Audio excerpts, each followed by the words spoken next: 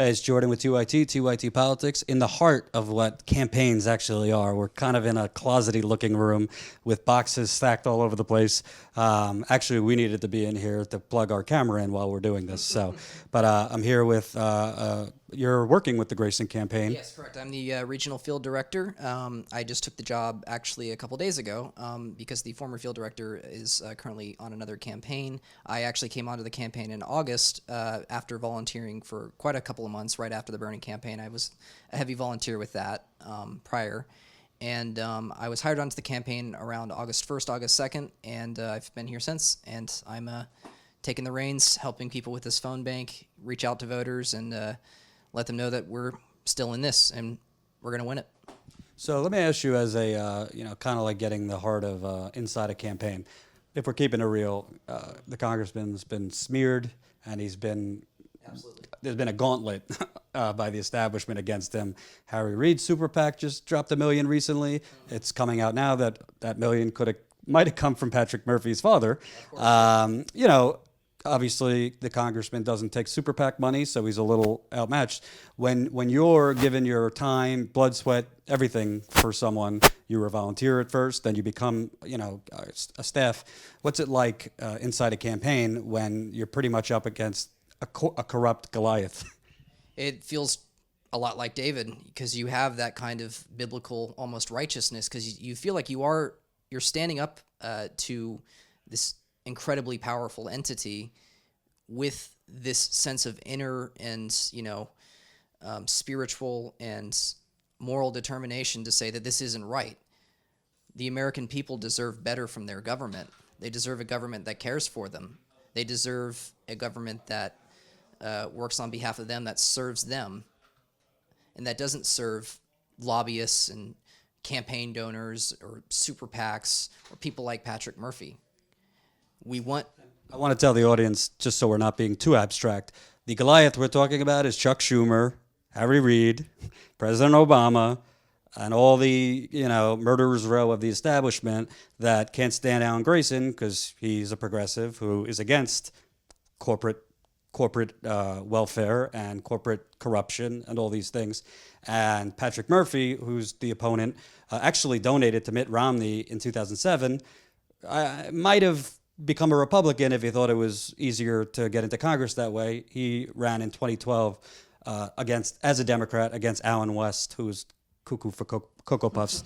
But getting back to it, it's got to be disheartening because you're spending all these hours. You're pretty much living here. I've seen it's like you grow as a family here because you're here all the time, and then you see the negative ad onslaught and all this stuff. Yeah, I've spent a lot of hours in here. You have no idea. This is almost a second house to me. I'm here from 10 to 9 every day. I get up in the morning about 7 a.m. I live about 45 minutes away. I get out there, I get here, and I get right to work. I don't leave because I can't leave.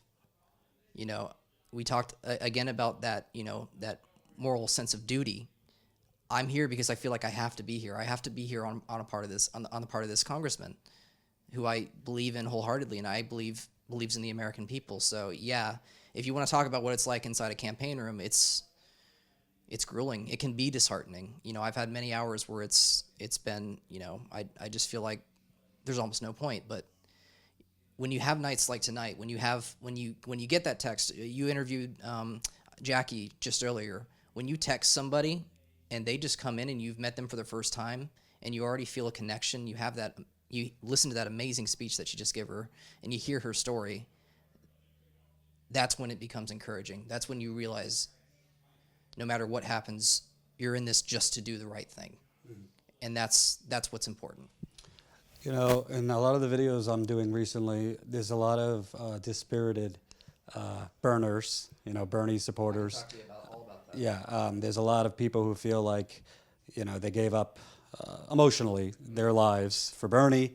I'm not getting into whether he should have endorsed Hillary Clinton or not, but there's a lot of people, young people, feeling what the hell's the point between the money, the corruption, the election fraud, suppression. When we do what's right or when we're fighting for what we think is right, we're just not going to win. You're still fighting. Yeah. He might lose if we're keeping it real. So what keeps you going, and what's your message to other progressives who have been a little down after the Bernie movement, after his political movement for the presidency finished?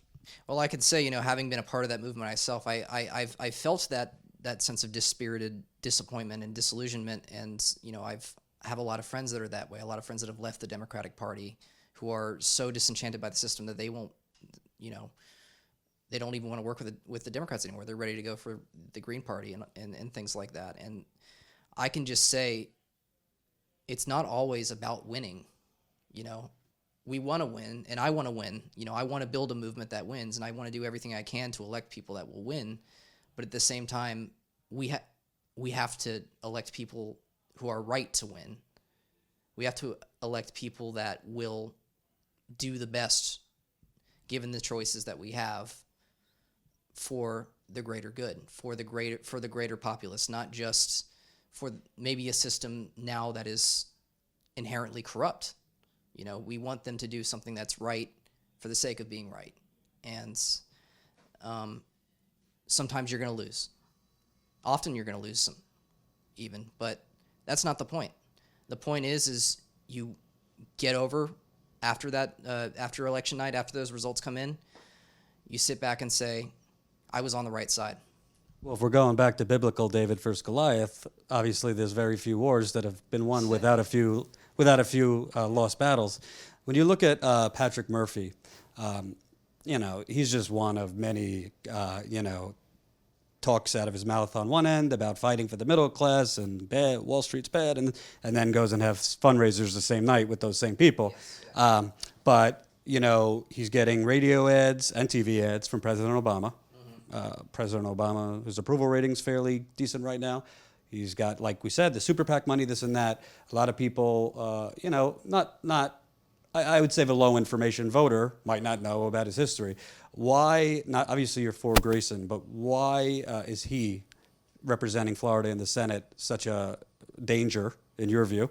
And why is the caricature that they've made about Congressman Grayson incorrect? It's incorrect because they're painting him as if he's somehow this morally reprehensible figure that somehow whatever personal tragedies and circumstances have affected him are going to actually affect the voters. Let's be real. I'm going to go back to what we just saw earlier tonight when the congressman spoke to the volunteers. The whole time, you didn't hear a single thing about his personal controversies. You didn't hear a thing about his hedge fund, his ethics investigations, his marriage, or his previous marriage that was annulled from his former wife. You heard very strong discussions about the issues, about things like healthcare, things like indentured servitude on behalf of these, lending behemoths that are, giving out these student loans, these exorbitant student loans that many of these kids are not going to be able to pay off. Mm-hmm. And you don't hear about that kind of thing when you watch mainstream media, or when you hear about the horse race, when you talk about the personalities of the politicians who has the better personal temperament. It's not about that. There's never discussion about how does having a lack of full Medicare coverage affect my life as a senior.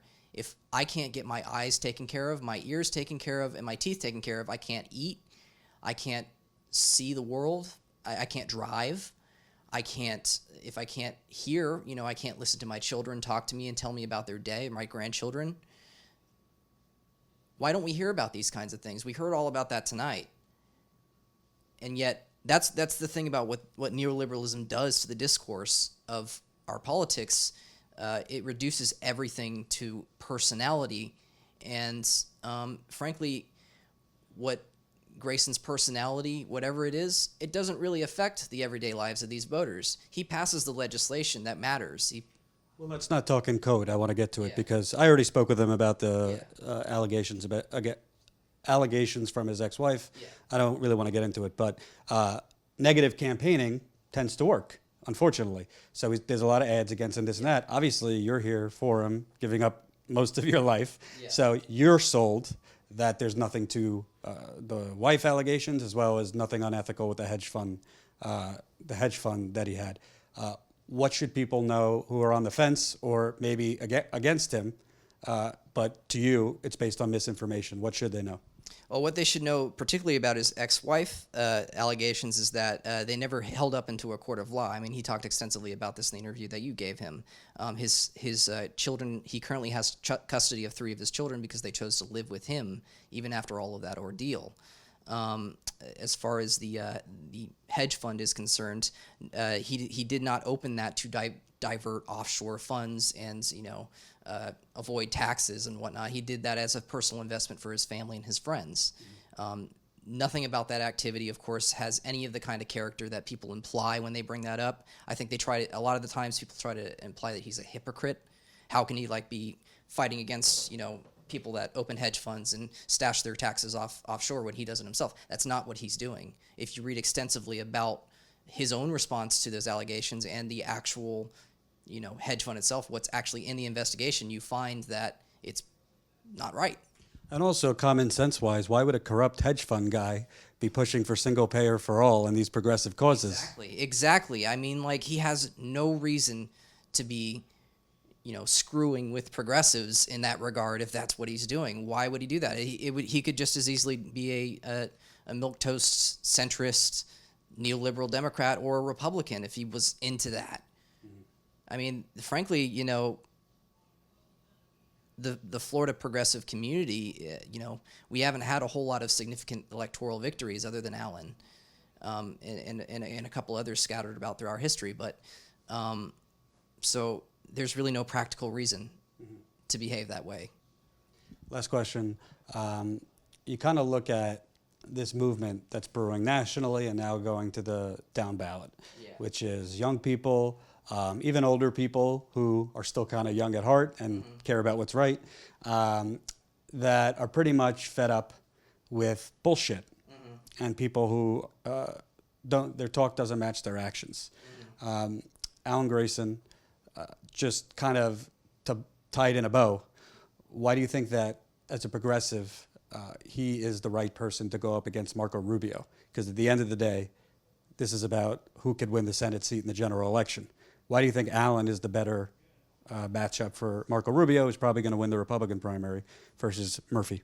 Well, let's pay attention to what happened to Marco Rubio in the Republican race. He fell in many ways victim to this huge populist surge against the Republican establishment, and he was in this state. He didn't even win his own home state. Trump won by 20, I think, or close to it. Yeah, so imagine a race in which he goes up against another establishment candidate, somebody who is very much propped up by the party elite of the opposite party. Do you really think that that's going to win in an electoral climate that, especially in this state, that gave Trump the the nomination and possibly the presidency? Of course, I don't assume that he's going to lose, no matter what people say. Of course, when you get to that assumption, that's when you leave it open to getting your assumptions trampled down. But anyway, back to the subject. Allen, in many ways, is emanating from that populist surge from the left.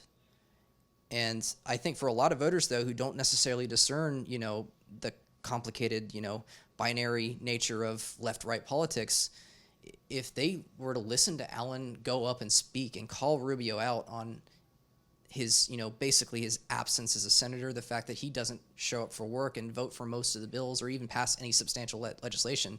I think the only substantial thing that he's passed in recent history is to rename September Spinal Cord Injury Month. I'm sure you've heard Allen say that before. And voting against the Violence Against Women Act. Yeah, and of course also voting against these modest gun control measures that came about. I actually wrote an editorial in the Orlando Sentinel about this.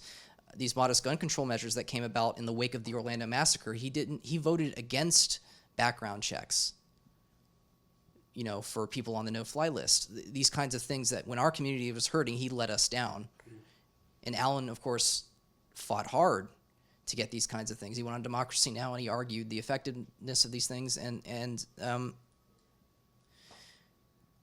that's, to me, when you have a politician who thinks he's a maverick but doesn't really live up to it, but he just, does whatever the NRA tells him or whatever, money lending industry gives him, can you really believe that? You can believe that with Allen. When you hear him speak, you know that he's speaking straight from his own convictions. He's not trying to cultivate an image, you know, that will win over people, that, you know, this kind of negative campaign image. He's doing it because he actually feels that he has to call these people out, just like many of us. Just like me when I wrote that editorial in the Sentinel. It all emanates from the same feeling. Thanks so much. Thank you. Appreciate it.